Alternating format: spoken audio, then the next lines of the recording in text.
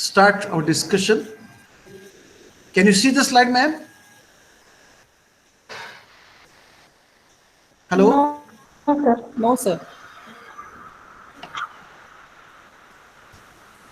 I will check it out. What has happened? Okay, sir.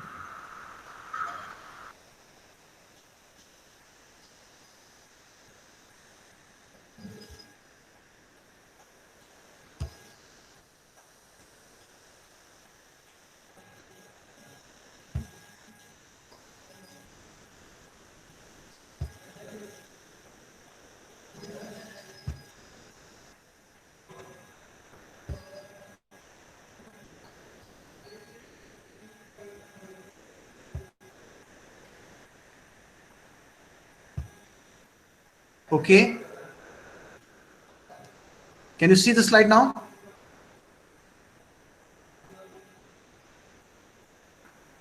Hello? Yes, sir. Good. Yes, sir. Okay, good. So, from today onwards, we are going to discuss the respiration. Respiration is one of the most important physiological component in all the organisms.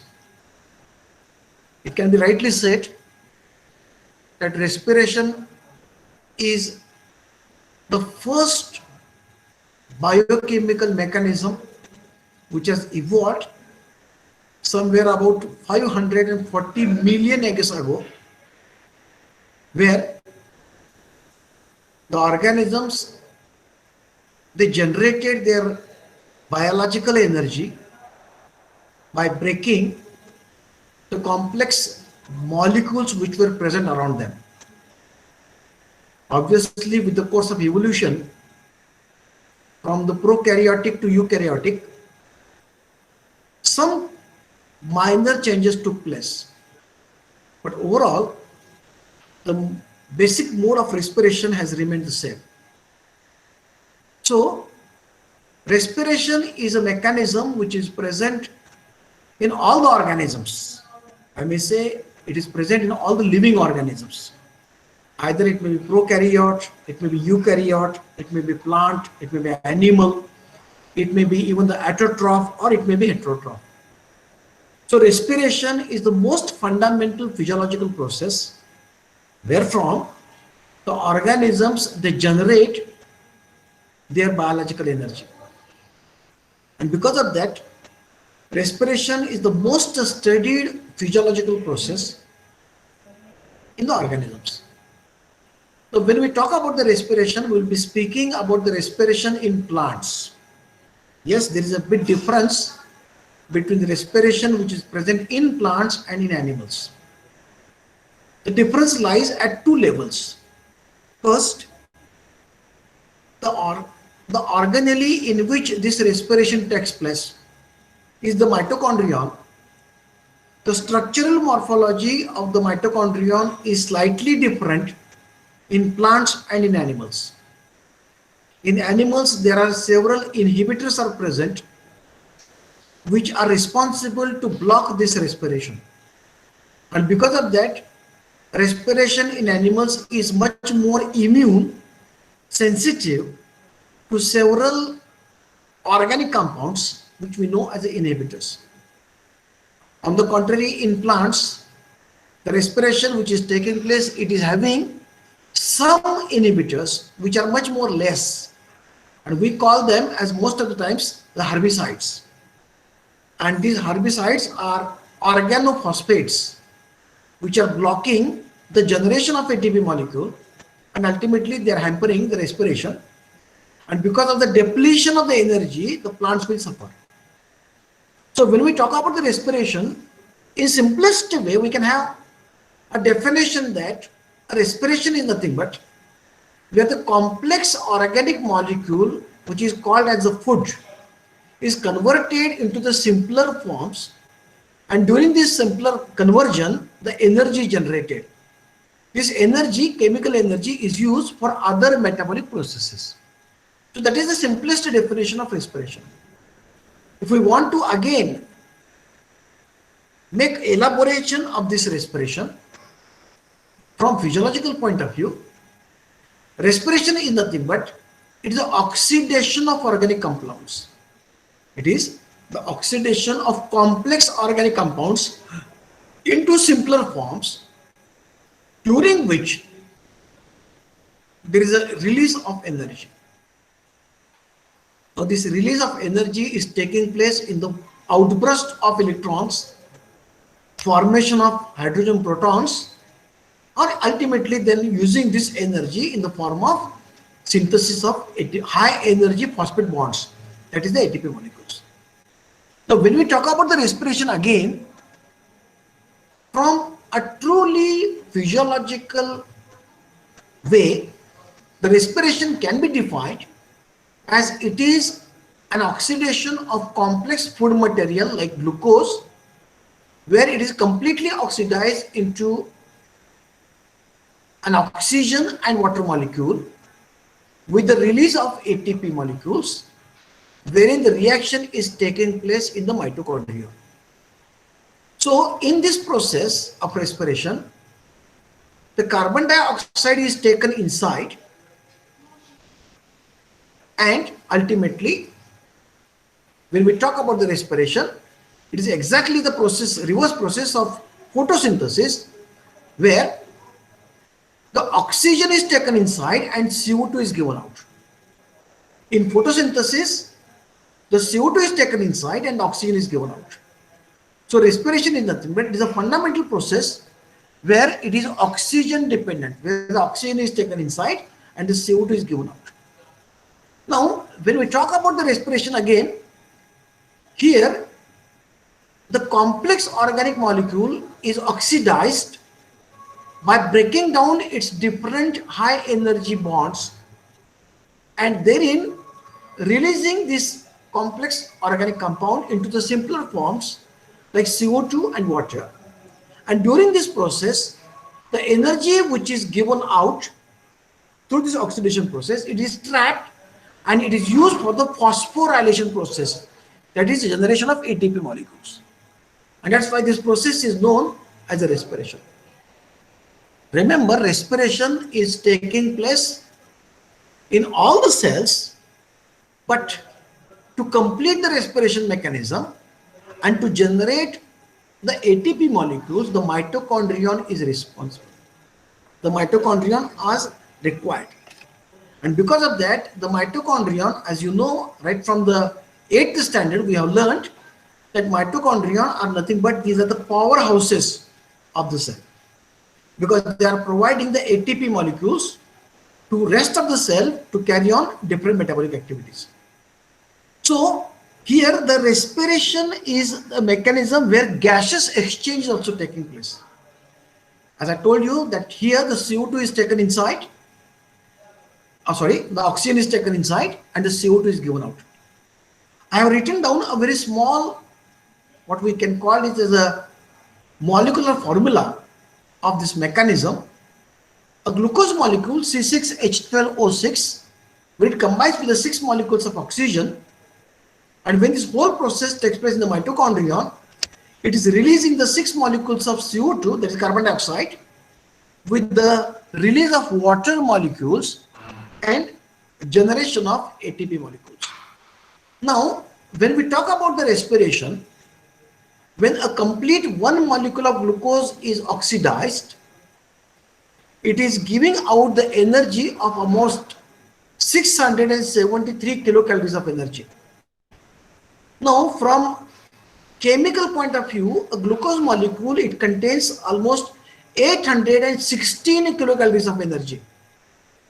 So this 816 kilocalories of energy, when it is completely broken down, it is giving out 673 kilocalories of energy. It means that efficiency of the respiration is almost 66%. Efficiency of this energy is almost 66%. It means that remaining energy is lost in the form of heat. Now, when we are talking about the respiration, remember, the respiration involves several steps in which or through which a glucose molecule is completely broken down. And because of that, when we are going to narrate this, let us come together and first of all, let us discuss which are the sources of food material. Now, as I told you that the respiration mechanism begins with the glucose, but in the plants and in the animals, the reserve food material is present in different forms. We do know that reserve food material is present in the form of carbohydrates, it is present in the form of proteins, and as well as the reserve food material is present in the form of fats. Particularly in seeds, the reserve food material is present in the form of either carbohydrates and fats. In case of animals, the reserve food material is present in the form of carbohydrates, proteins and fats, what we call as a muscle fat. Again, if we go for the lower organisms, the reserve food material is present in the form of carbohydrates and fats. So remember, when we talk about this reserve food material, it is a stored food material which is present in the plant. In the plants, this stored food material is present, it is stored in different parts of the plant. For example, it may be present in the leaves, it may be present in the petiole, it may be present in the stem, and it may be present even in the roots. So these are the components where the reserve food material is stored, and then this is utilized further as a substrate. Now remember that particularly in the seeds of plants, some seeds are rich in proteins. For example, the pulses, they are rich in proteins, and then during the respiration in these pulses, the proteins are used as a substrate. But generally, in 90% of the cases, the carbohydrates is the major source of food material. So either it may be plant or animal, the carbohydrates, they stand as a first source of plant material, first source of food material. So when we talk about the respiratory substrates, the organic substrates which are further oxidized in the cellular respiration for release of energy, they are called as respiratory substrates. So obviously, when we talk about these carbohydrates, remember the major substrate is the carbohydrate. So the carbohydrates, they are present in different forms. For example, the carbohydrates in the plants, they are present in two forms: insoluble carbohydrates and soluble carbohydrates, are carbohydrates and simple sugars. When we talk about the carbohydrates are present in the form of starch, the carbohydrates are present in the form of cellulose, hemicellulose, where glucose molecules are present in n number, thousands of glucose molecules are present. So these are called as a complex polysaccharides, and they are used as a source. Similarly, the starch is a soluble and insoluble form. It is also used as a source of the substrate material. Many of the times, even in the plants, some simple sugars are present like sucrose, galactose, maltose, fructose, and many others. Particularly, you do know that in fruits also the sugars are present, but the free sugars are present. And in fruits, the sugars are present like maltose, sucrose, galactose, fructose, glucose, and many others. So the simple sugars are present in the fruits, and the complex carbohydrates are present in the other parts. And these are used as a carbohydrates. Remember, all these ultimately they are broken down initially, which is called a process, which is called as a breaking down of carbohydrates, where invertase enzyme is working, where several cellulase enzymes are working, and they are releasing a simple glucose form. And these glucose forms, they are further used for complete oxidation. Remember, I have written one word here, glycogen. Remember, glycogen is a carbohydrate which is present in the animals. So animals are using the carbohydrates in the form of glycogen. So again, it is a polycarbohydrate, polysaccharide, and glycogen is an animal carbohydrate which is used. Generally, in the seeds, the fats are present. The fats are present in the form of oils and waxes, lipids, Even in the animals also, the fats are present in the form of oils and lipids. So these fats, basically they are the carbohydrates. They are used after the utilization of carbohydrates. So fats is a second source of fissile food material. Then the last component is the proteins. You do know that the membranes of the animals, the membranes of our unit membrane system, it is made up of lipoproteinous nature. So this, under the starvation, the cells they start using and consuming the fats and proteins even from the cellular membrane, and it is called as the indigestion. It is called the lysis, breakdown of the cell. And then here these compounds they are broken down. So this is a chart which gives again a diagrammatic representation of the substrates. The carbohydrates may be in the form of cellulose, hemicellulose, starch, then disaccharides like maltose, sucrose, galactose, and many others, and simple sugars also like glucose, sucrose, and many others. Obviously, the proteins are present. The proteins, after breakdown, they give out the amino acids.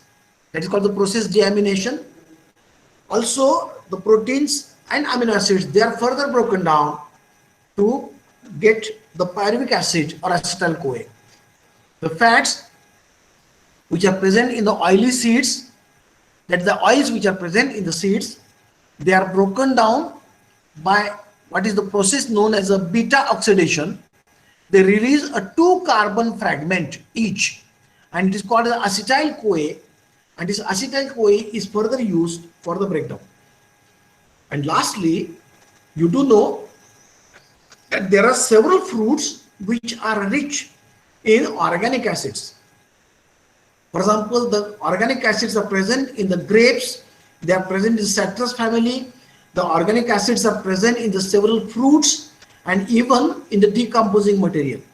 So these organic acids which are present, they are maltate or malate, citrate, pyruvate, acetate, and many other forms. So even these are also used further for the respiration.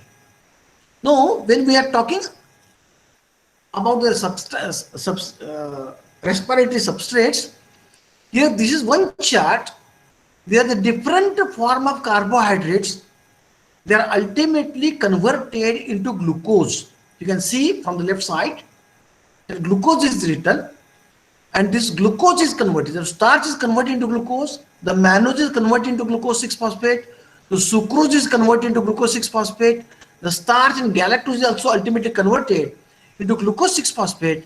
So the glucose and its phosphate derivative, that is glucose 6-phosphate, these are the entry points of these respiratory substrates into the further respiration.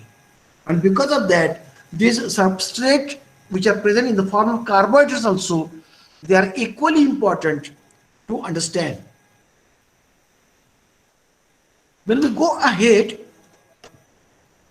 as far as the types of respiration is concerned, the respiration is present in two forms. Either it is an aerobic respiration or anaerobic respiration. Aerobic respiration means it is a complete or terminal respiration where glucose molecule is completely oxidized into CO2. Whereas in anaerobic respiration, the glucose is converted into organic acid. Remember, aerobic respiration takes place into cytoplasm and mitochondrion, whereas anaerobic respiration takes place only in the cytoplasm. It is not involving the mitochondria. In aerobic respiration, oxygen is required. In anaerobic respiration, the oxygen is not required.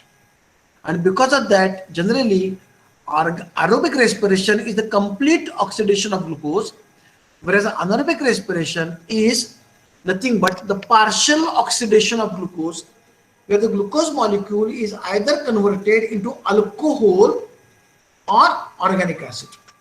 So obviously the common products are alcohol, that is ethyl alcohol, that is what we call as a fermentation regularly, or into citric acid or oxalic acid or lactic acid, or even either acetic acid, that is called acetylization.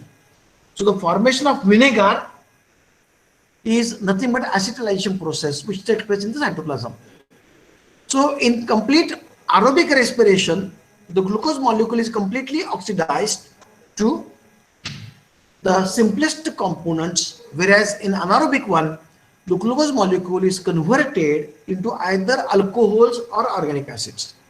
So this is the basic difference between the two, and the two type of respirations are present. Remember, when the oxygen is present abundantly in all the plants and organisms, the aerobic respiration takes place, whereas in the seeds and in the fungi and in the plants which are, or in the organisms which are burrowed in the soil, the anaerobic respiration is present. So when we talk about the respiration, we have to understand the cell organelle where this respiration is taking place. So the mitochondrion was the first cell organelle which was discovered, and it was discovered by staining it with the Janus green. So Janus green is nothing but it is a stain which can react with the oxidizing compound, and that's why this mitochondrion was initially identified, because of its oxidation reduction participation. So mitos means thread and chondrion means grain like. So these are the two forms which are present in the cells, and as I told you, these are also called the powerhouses of the cell. Now we have studied the structure of the mitochondrion in detail in 11th and 12th standard, so I'm not repeating them again. So this is a structure of mitochondrion. In short, you can see that mitochondrion is a double membrane structure. It is having the inner membrane and outer membrane. The outer membrane is also pores with which the gaseous exchange takes place. The inner membrane is having the infoldings, and these infoldings, they are called as a cristae. Now these cristae are having the small F1 particles on their surfaces.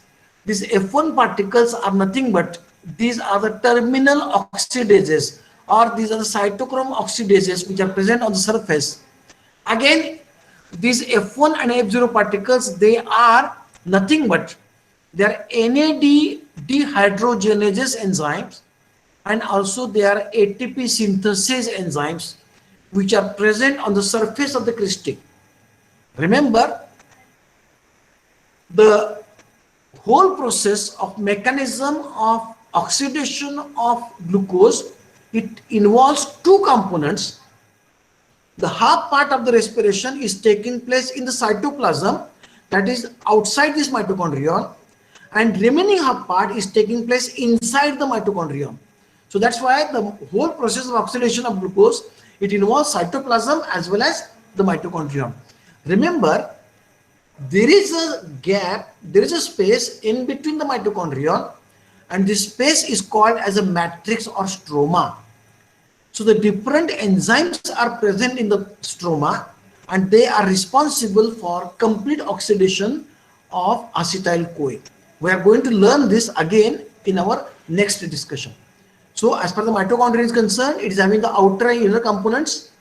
Remember, mitochondrion itself is a very unique cell organelle because it contains its own RNA, and this own RNA is of 70S RNA. So obviously 70S means nothing but it is a sedimentation coefficient. And remember, in eukaryotes, the RNA is of 80S. So this RNA is much more different than the eukaryotic RNA. And again, there is one component, and that the mitochondrion, it contains its own alpha helical DNA. So the mitochondrion can synthesize its own proteins, and because of that, it is now suggested that mitochondrion is nothing but it is a symbiotic cell organelle which has been incorporated in the eukaryotic cell. So as far as the structures are concerned, we have discussed all these details, and I'll be providing you all these details in the notes. That's why I won't take much more time in discussing the mitochondrion, because we have studied the mitochondrion in our 11th and 12th standard. Now let's come to the physiological part, or let's come to the mechanism of aerobic respiration or complete oxidation. The mechanism of complete oxidation is completed into actually 4 parts or 4 phases. The first phase is called the glycolysis, which is taking place in the cytoplasm, where a glucose, which is the initial substrate, initial component, is broken down into two molecules of pyruvate. Remember, glucose is a C6 compound, 6 carbon compound, where the pyruvic acid is a 3 carbon compound. It means that glucose is split into two molecules of pyruvic acid. So the first step is glycolysis, where the glucose is converted into pyruvic acid. The second stage is that the pyruvic acid now enters into the mitochondrion. There is a specific enzyme called pyruvate synthase kinase, and because of this specific enzyme, through 5 steps, the pyruvic acid is converted into acetyl CoA. That is acetyl coenzyme A. That is the second step, and that's why the acetyl CoA is nothing but it is the entry point of TCA cycle, that is tricarboxylic acid cycle or a Krebs cycle. Remember, the TCA cycle also takes place, or the Krebs cycle also takes place into the matrix or stroma of the mitochondrion. So the next step is complete oxidation of pyruvate, or in other words, the acetyl CoA. And here two molecules of CO2 are given out. And last component is the electron transport system or terminal oxidation, or it is also called as a oxidative phosphorylation. Oxidative phosphorylation means by oxidative mechanism of NADH2, there is a synthesis of ATP molecules. So the electron transport system, this is taking place in the cristae of the mitochondria. So glycolysis takes place in the cytoplasm.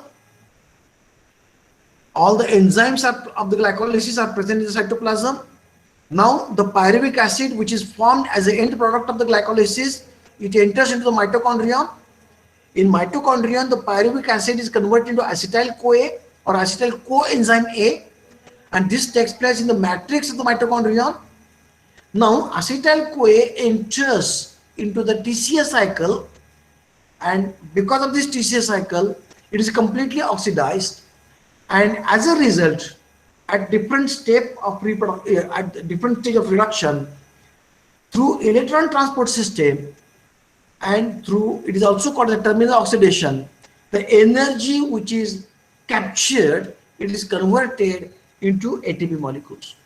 So we are going to study this whole mechanism of aerobic respiration. Dear students, I do know that it is rather very difficult to understand the whole process only through the online lecture. So I will be providing you all the details, all the notes to you, and when we gather together, we will be discussing this point again in detail, the way we have discussed the photosynthesis. So let us come together and discuss today's component, and this today's component is glycolysis. Now, what I have told you is the same I have discussed here. The first phase of glycolysis, where the glucose is converted into pyruvate. The second step is formation of acetyl CoA, where the pyruvate is converted to acetyl CoA. The third step is nothing but the conversion of acetyl CoA or reduction of acetyl CoA or decarboxylation of acetyl CoA into citric acid. And lastly, through the electron transport system, there is a generation of ATP molecules. Now, in short, here we have to just look towards this chart. At the top, there is a glucose molecule, which is 6 carbon compound, and see at the bottom, there is a pyruvate, which is 3 carbon compound. So in a stepwise manner, the glucose molecule is converted into pyruvic acid. How it is converted? Let us see today in details. So this is the first half. What is happening here? Here, the glucose molecule is converted into its 3 carbon fragments. How it is taking place? Firstly, the glucose molecule is phosphorylated. Phosphorylated means to the glucose molecule at the carbon 6 position, one phosphate is attached. And here this phosphate is given by the ATP molecule, So the ATP gets converted into ADP, and this enzyme, this particular reaction is mediated by the enzyme hexokinase. So the glucose is converted into glucose 6-phosphate. In the next step, the glucose is undergoing isomerization, that is reorientation of the molecules, and glucose is converted into fructose 6-phosphate. Here again the carbon atom is the same. In glucose also 6 carbons are present, in fructose also 6 carbons are present. Only the difference in the orientation of the hydrogen and oxygen, and that's why the glucose is converted into fructose 6-phosphate. In the next step, again one more ATP molecule is used, and this ATP molecule is providing the inorganic phosphate to the fructose 6-phosphate at the carbon 1 position, and this enzyme is phosphofructokinase. And from here, from the fructose 6-phosphate, the fructose 1,6-diphosphate is formed. Remember, fructose 1,6-diphosphate is nothing but it is a carbon 6 compound which is having the 2 phosphates at 2 ends, at 1 position and at 6 position. And then the next component, next enzyme or next step is the enzyme aldolase. Now, and aldolase is nothing but it is like a scissor, and this aldolase enzyme, it cuts this 6 carbon into 2 carbons. One carbon is 3-PGAL, 3-phosphoglycerate, which is 3 carbon compound, and another is dihydroxyacetone phosphate, which is again a 3 carbon compound. Remember, dear friends, both are isomeric forms, and because of that 3-PGAL and DHAP, they are isomeric to each other. Again, at this level, the dihydroxyacetone phosphate is very unstable, and that's why the dihydroxyacetone phosphate is immediately converted or isomerized into 3-PGA. So this enzyme is called as a triose isomerase. The enzyme is called as a triose isomerase. So what is happening here? Here, from one molecule of glucose, which is containing the 6 carbons, it is splitting into 2 molecules of 3-PGAL. So from one molecule, we are having the 3 molecules of 3-PGAL, that is 3-phosphoglyceraldehyde. So what is happening to this 3-phosphoglyceraldehyde? Let us come and discuss. In the next half, the 3-phosphoglyceraldehyde, here it is written wrongly. Actually, DHAP is not taking place in the reaction. It is 3-phosphoglyceraldehyde. In the first step, you can see as a step 6, the 3-phosphoglyceraldehyde, it undergoes dehydrogenase, or it is undergoing the first oxidation step. So aldehyde is converted into acetate. So CHO is converted into COOH because there is one more addition of water molecule, and here there is the addition of one ATP molecule also. And again there is a release of NAD, so hydrogen is taken out, and that's why here NAD, that is nicotine adenine diphosphate, it is getting reduced to NADH2. So 3-PGAL is converted into 1,3-biphosphoglycerate. So this is a reaction which is called as a first oxidation step. Here water molecule is involved, and also first oxidation step where NAD is involved, where NAD is reduced to NADH2 and glyceraldehyde is oxidized to glycerate, and this step is very important.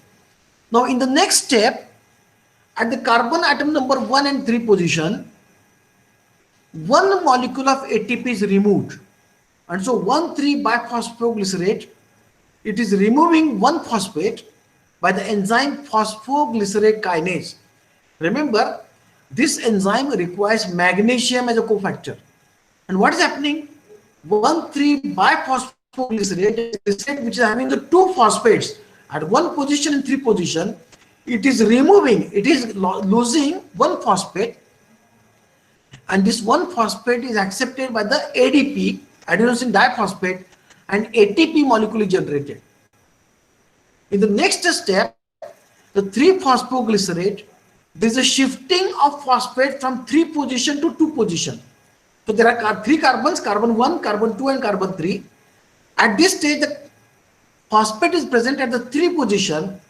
Now in the next reaction, this phosphate is removed from the 3 position and is linked, it is connected at the 2nd position, and that's why this enzyme is called as a phosphoglycerate mutase or phosphoglyceromutase. So it is a shifting of phosphate bond and the name is 2-phosphoglycerate. In the next frame, there is an addition of one water molecule, and from addition of water molecule, the 2-phosphoglycerate is converted into phosphoenol pyruvate. Here, dear friends, one water molecule is removed from glycerate, and that's why the glycerate is converted into pyruvate. As the water molecule is removed, this enzyme is known as an enolase enzyme. So we started with the 3-PGAL, and at the end we have come to the 3-PG phosphoenol pyruvate. This is the same enzyme which we have studied, we have seen in the C4 mechanism of photosynthesis. And in the last step, this phosphate at the 2nd position is also removed by the ADP enzyme, and this ADP is converted into ATP. That is, obviously it is a phosphorylation step, and PEP is converted into pyruvate.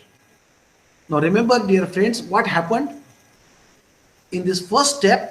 We started with the glucose, that is, we started with the sugar molecule, and at the end we got 2 molecules of pyruvate. Now obviously 2 molecules of pyruvate are nothing but this is the organic acid. So ultimately in this cytoplasmic chain of reactions, a sugar molecule is converted into organic acid. Now remember, in the first 2 steps we have used 2 molecules of ATP, but this particular last step reaction, that is step number 6 to 10, we have generated 2 molecules of ATP. Now there are 2 molecules of PGAL, that's why this reaction is taking place twice, and that's why we are getting at the end 4 molecules of ATP. So because of in the glycolysis, there is a synthesis of 4 molecules of ATP, but we have utilized the 2 molecules earlier. So the net gain of this glycolysis is 2 molecules of ATP molecules. And obviously the 2 molecules of NADH2 which are synthesized. There is one more beauty of this glycolysis, that the glucose molecule is completely broken down to pyruvate. All these reactions are reversible reactions. Remember, that is very important. All these reactions are reversible reactions. All these reactions, they are taking place in the cytoplasm. Now this particular reaction sequence was firstly discovered by Emden, Meyerhoff and Pernias, and because of that this cycle is also called, or this sequence is also called as the EMP pathway. This is also called as an EMP pathway. Now in this EMP pathway or glycolysis, a 6-carbon glucose is converted into 3-carbon pyruvates. Now these are the same discussions we have written in stepwise manner, and remember, all these enzymes which are present in this EMP pathway, they are of reversible reactions, and that's why this glycolysis obviously is nothing but it is a very key reaction for the beginning of oxidation of glucose. Now dear friend, this is another sequence which is equally important, and here what is happening? Here the decarboxylation and acetylization of pyruvic acid is taking place.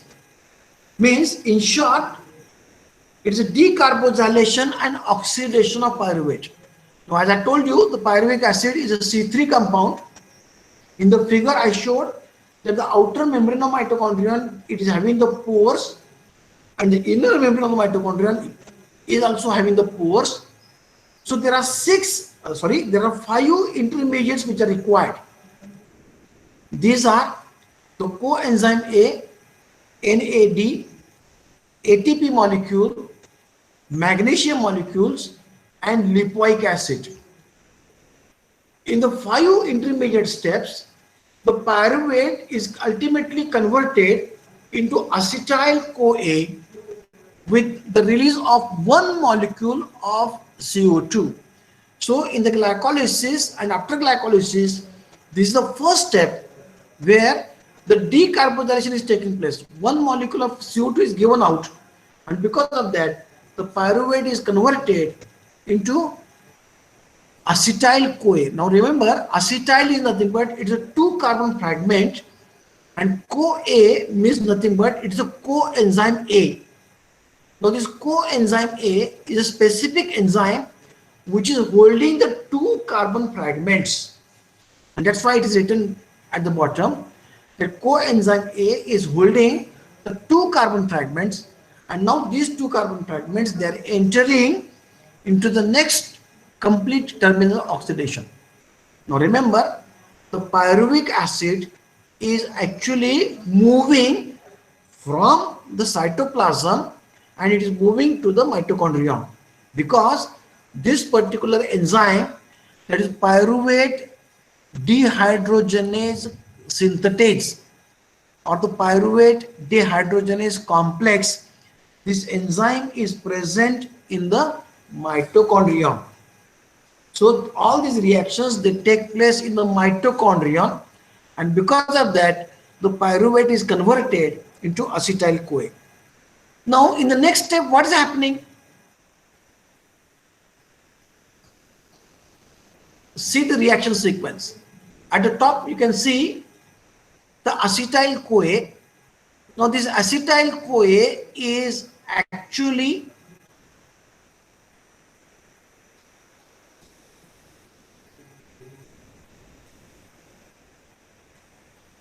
combined with the oxaloacetate. You can see from the left side, there is an oxaloacetate.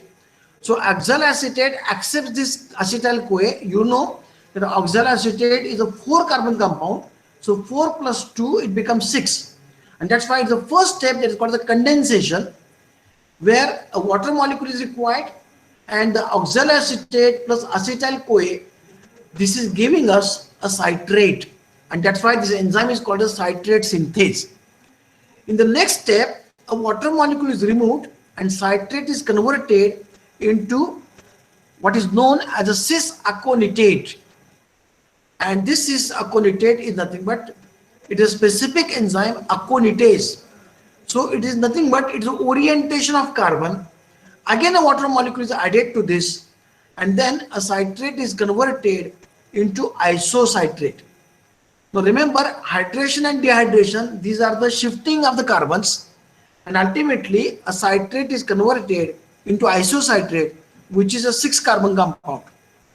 Now here there is a first oxidative decarboxylation, where the isocitrate is converted into alpha ketoglutarate, where one molecule of carbon is removed, and there is also synthesis of one molecule of NADH. That is, NAD is required, and NAD is actually reduced to NADH2, and that's why it is written at the center. So isocitrate is ultimately oxidized to alpha ketoglutarate. Remember, isocitrate is a 6-carbon compound and alpha ketoglutarate is a 5-carbon compound. Immediately in the next step, the alpha ketoglutarate undergoes one more step of oxidation. Here again, one molecule of CO2 is given out, and there is one more hydrogen proton is given out, and that's why NAD is converted to NADH2, and the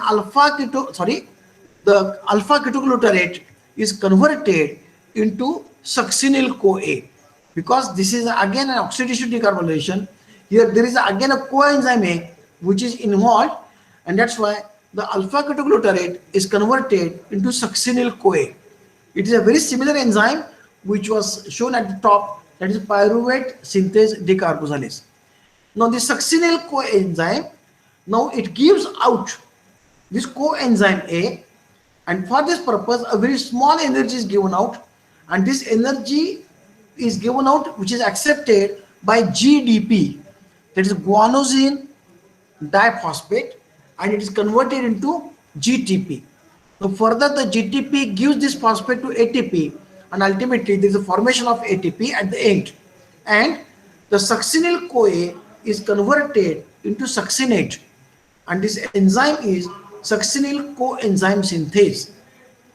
There is one more step, and in this step the succinate is converted into fumarate, that is called the dehydrogenation, where the succinate is giving out a small amount of energy, and here rather than NAD, FAD is coming in the frame. So FAD is accepting the hydrogen pair, and FAD is getting reduced to FADH2, and succinate is getting converted into fumarase. In last step, the fumarase is undergoing hydration. It is accepting a water molecule, and that's why in the last step, the fumarase is converted into malate. Now remember, succinyl coenzyme A is a 4-carbon compound, succinate is a 4-carbon compound, fumarate is a 4-carbon compound, and this fumarate now accepts one water molecule, and that's why from the fumarate a malate is formed, which is a 4-carbon compound. And lastly, the malate is converted into oxaloacetate again, and the enzyme, which is very common, this enzyme is known as a malnate dehydrogenase, that is MDH. So here the malate is giving out the hydrogen pair, which is accepted by NAD, and ultimately the NADH2 is synthesized. So in this particular cycle, the acetyl CoA, that is 2 carbon fragments, they are completely oxidized, that is they are giving out the carbons at 2 locations, from isocitrate to alpha ketoglutarate, and from alpha ketoglutarate to succinyl CoA. So at these 2 locations, the decarboxylation is taking place. Also, these are the 2 steps where the energy is given out, and these compounds are oxidized, and this energy is used by the NAD enzyme, which is oxidized to NADH2. So there are 3 steps: 1, isocitrate to alpha ketoglutarate, from alpha ketoglutarate to succinyl CoA, and lastly from malate to oxaloacetate. At 3 steps, the NADH2 is synthesized, and at 1 step, in dehydrogenation from succinate to fumarate, the FADH2 is synthesized. Remember, dear friends, we do know that from a single molecule of glucose, the 2 molecules of pyruvic acid are formed. From 2 molecules of pyruvic acid, the 2 molecules of acetyl CoA are formed, and that's why the citric acid cycle, which is also known as a TCA cycle, it takes 2 turns, and as it is taking 2 turns, automatically all these NADH2 and FADH2 and ATP, they are to be doubled, and in this way, from the 6 molecules of glucose, at the end we are going to get the 6 molecules of CO2, and we are going to get the H2O as a result. Now dear friends, here what has happened, a completely glucose molecule is oxidized to the CO2 molecules, and that's why this is also called as a complete oxidation of glucose molecules. Now what has happened ultimately here, when the glucose molecule has broken down,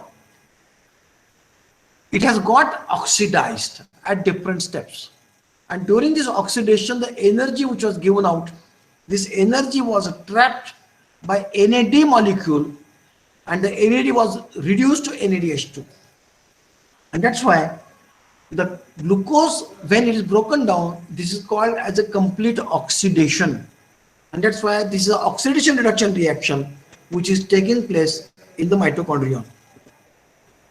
Sir Hans Krebs, in 1937, a British physiologist and biochemist, he discovered this cycle firstly in nematodes, and because of his discovery, he was awarded a Nobel Prize in Medicine in 1943. So this was the first unique process which showed how a complete oxidation of a molecule takes place, wherein there is a synthesis of ATP molecules. So remember, all these reactions are taking place in the matrix of the mitochondrion. Most of the reactions, they are reversible reactions.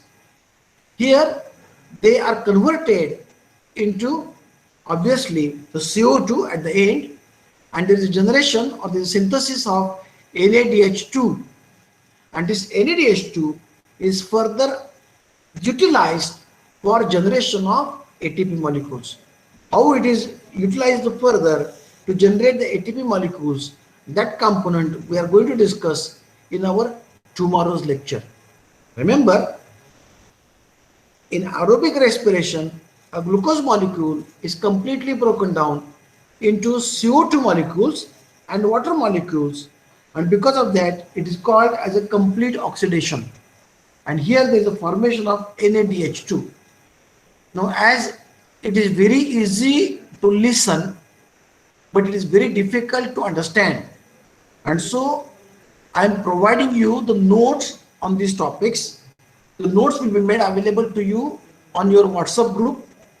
Go through the details, read these reactions again and again, because the glycolysis and Krebs cycle or TCA cycle, these are the favorite topics of the examiners. They are very fond of asking the questions on these two topics. So prepare well, and we'll be here stopping for the present, and we'll be continuing our lecture again tomorrow for the further details of this reaction sequence. So we started our discussion with mechanism of aerobic respiration, where we have seen a glucose molecule is broken down into pyruvic acid. Now this particular reaction was taking place in the cytoplasm. It was discovered by Emden, Meroff and Pernias, and that's why the name has been given EMP pathway, or it is also called as a hexose pathway, where a glycolysis is taken. It is called the oxidative hexose pathway, where a glucose molecule is broken down into pyruvic acid, which is C3 compound. In the next step, the pyruvic acid is further decarboxylated to acetyl CoA, and in the last step, the acetyl fragment, that is 2 carbon fragment, is completely broken down into the CO2, and this is taking place in the matrix of the mitochondrion, and because of that this is also called as a mitochondrial reaction chain.